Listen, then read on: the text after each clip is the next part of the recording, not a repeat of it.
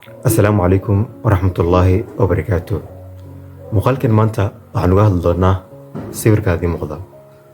Sawirkani asigoo video ah waxaan ka sameynay sanado ka hor.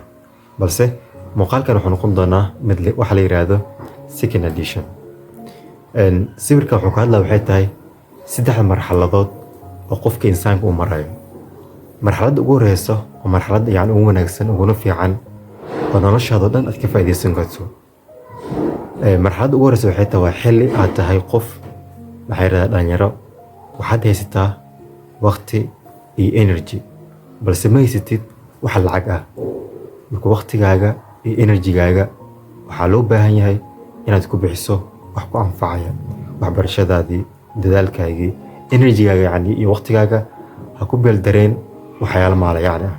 Sidoo kale marxaladda xigta oo ah qof adult waxaa loo jeedaa qof qaangaar ah.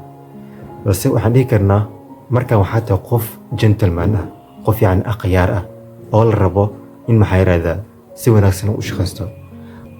Marxaladani waxaad haysataa waxay tahay money oo ah lacag, energy oo ah tamar, balse ma haysatid wax time ah, waqti ma haysatid.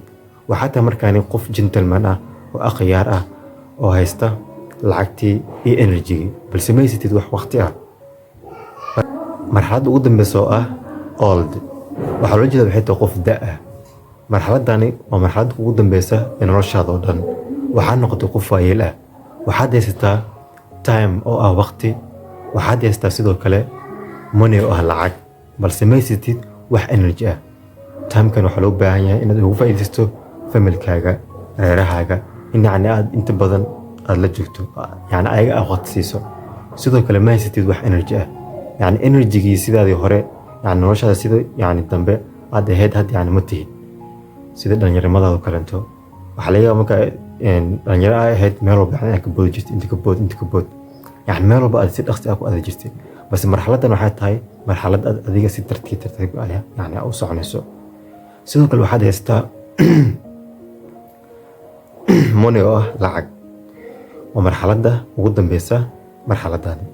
Asalaamu calaykum. Bye.